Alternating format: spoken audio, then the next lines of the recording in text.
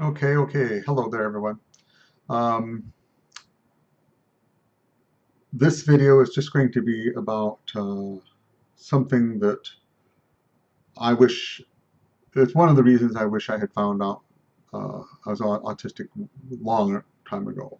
At least, gosh, 20 years ago. Oh, time flies. Um, the reason I say that is because you can go back into your own memories, and I'm lucky to have pretty darn good, clear memories of a lot of my past and my childhood very early on, so that I was able to, and I'm still able to. Stuff will come up. I'll have memories of things, and even, sometimes it's just um, 5 seconds of a memory, but it's usually something that was memorable. Somebody yelling at me, or an uncomfortable situation, or nothing comes to mind right now to tell you. But anyway, so you can go back through your own memories. But once, and I'm 59, so my parents passed away. My mom passed away almost 20 years ago. My dad was about 7 years behind her. Uh, So, he's been gone 13 or 12 or whatever. No, actually 11, 11. Anyway, but I was just thinking about the family, that possibly my grandfather was on the spectrum. And without getting into the family dynamics of it all, but I was just talking to my sister, well, I was talking to my cousin about it. And I thought, one, ironically, after we were done talking, she goes, "This is kind of timely that you brought this up." And I was like, "Well, she said, yeah, I'm 99% sure that my husband is has Asperger's."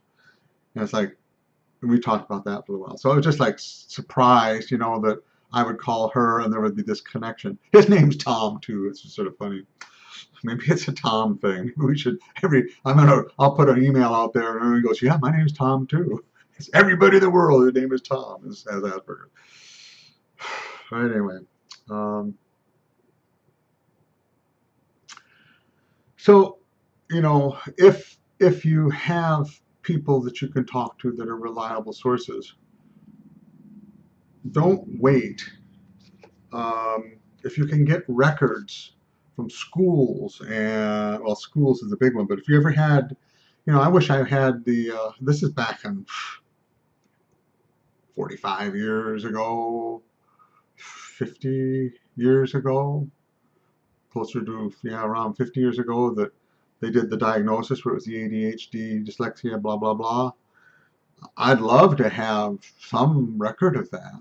I mean, I'd love to have the actual, my handwritten, a lot of them were those kind of evaluations. Um, but anyway, it's just to be a short video, but just this a lot of information. Your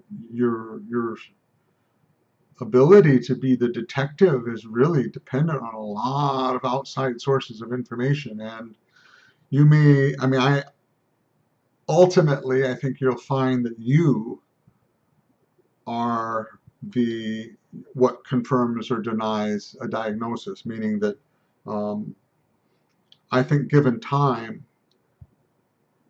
if you are diligent and really are questioning yourself and your memories, and but your current self too, that there will probably be enough traits that are still expressing themselves that you could piece together a very solid, reliable picture, or self-diagnosis. Um, and just on the side too, um, a friend of mine, when I was within, okay, at the beginning of January of 2018 is when I personally came upon Asperger's, the definition, took a test, started talking to people, and that was like within a 24-hour period, and I was like, this is it. At some level, I said, this is it. This is there's too much here. There's too much fire. This isn't smoke. This is fire.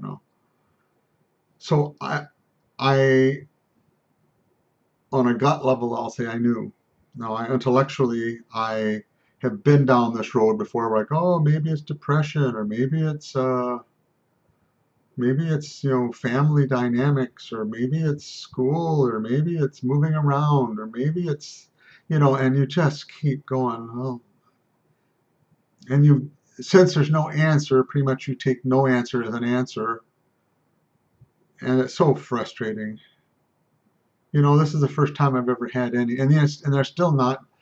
Well, they're definites. I was just talking to my sister about this too, saying, some of the things I have found out of, that I think are sort of funny, like toe walking that I still do, um, the tendency to stim, self-stim. I'm self-stimming now. I mean, I'm playing here.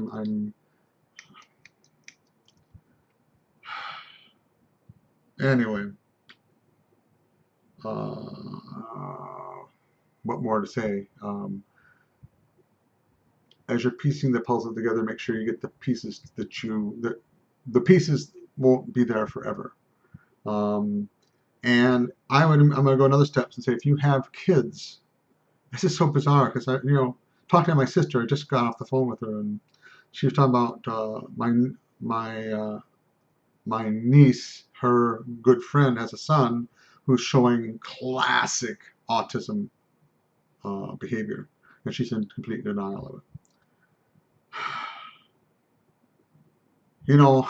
I'm batting 100%. I call my cousin, her husband's on the spectrum. I call my sister, her daughter's friend is on the spectrum. Well, the statistics now from what I'm hearing, I think it's 1 in 68 are now being diagnosed on the spectrum. 1 in 68, and it was, I don't, this is hearsay, but as a woman was talking about when she was diagnosed back in like mid-late 60s. It was like a 1 in 100,000. Of course, that was by that definition, or that was by that limited knowledge I had then. But anyway, so collect your information, folks, whether it's for you, for your children, for even, I guess I would even go as far as say if you're doing some sort of a family tree and you knew that you had a cousin or a sibling or a parent or a grandparent or some relation that was autistic, I would put that in on the tree. So anyway, just some ideas. Thank you, and we'll talk with you all later.